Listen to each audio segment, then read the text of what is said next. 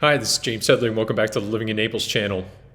Before deciding on the what an agent may be telling you without telling you title for today's video, I toyed with a couple of other alternatives.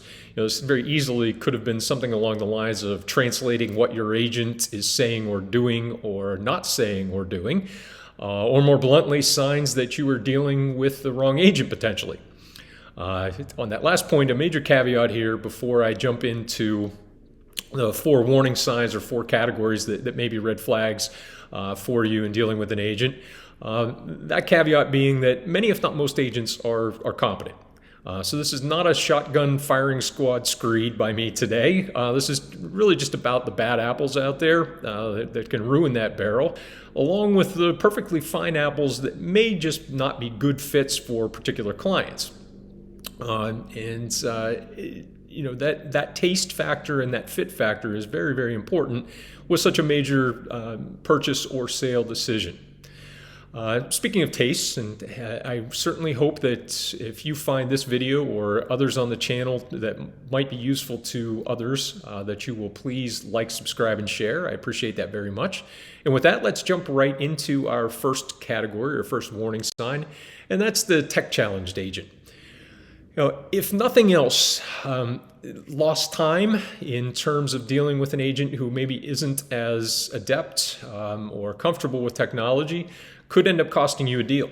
It wasn't that long ago that a client came to me who had been working with another agent, and they shared the story of a home that they had gone to see. And during the showing, they sat down immediately right after and told the agent, this is the house we absolutely want to make an offer on. And the agent proceeded to, this was mid-afternoon, the agent proceeded to say, well, let's meet in my office tomorrow morning and we'll write up the offer. And this was for technology reasons. Unfortunately for the sellers, there was an offer that was accepted on that home that evening before they could even meet with their agent the next day to write an offer. Bottom line, with the technology in terms of hardware, with e-signing capabilities, the proliferation of tools that are out there, and of course digital contracts, there's literally no reason why you can't write an offer on the spot today. And that's just one example of how a technology challenged agent may not be the right fit or be acting in your best interests. That brings us to category number 2, and that's the order taker. This one's actually probably the easiest to spot and to avoid because you can be on alert before you ever even have your first interaction with this agent. How so, you might ask? And the answer is, well, how did you actually connect with the agent?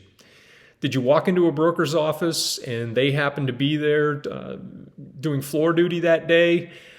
Did you see an ad for a community and email or call or to sign up on an online form for information or an introductory visit or something along those lines, and then have an agent reach out to you in response to that? Again, you might find a perfectly competent agent via one of these channels and someone that meets your needs, but I'd actually put better odds on an agent that you find as a result of more proactive efforts by that agent. Did they post something on social media that caught your eye or made you think? Did they post something on social media about the area that you're interested in that gave you additional information that you hadn't seen elsewhere? Heck, maybe they even produced a YouTube channel talking about real estate and the surrounding area around where you were interested in perhaps buying or selling. Just things to consider. And that brings us to number 3, and that's the agent who sells you what they want to sell you.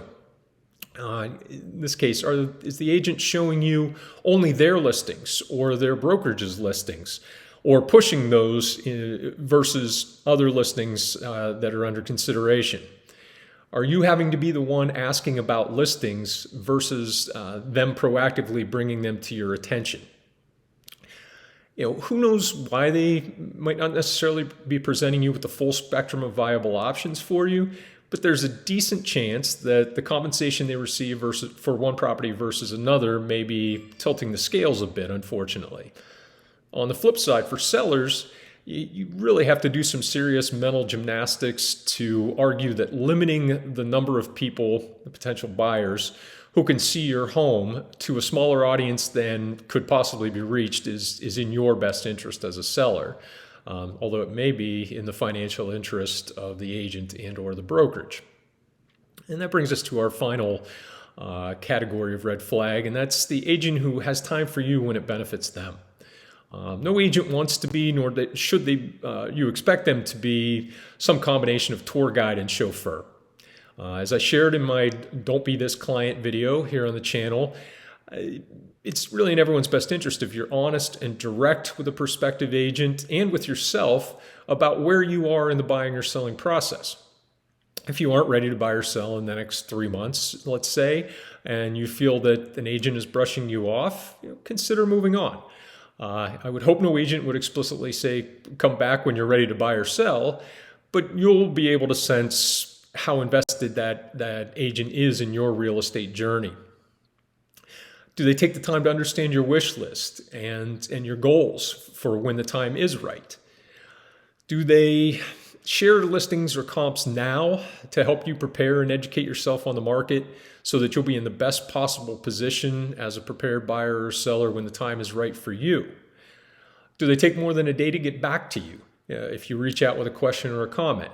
These are just some of the things to be on the alert for and take under consideration when you think about who you're going to work with on such a large transaction in your life.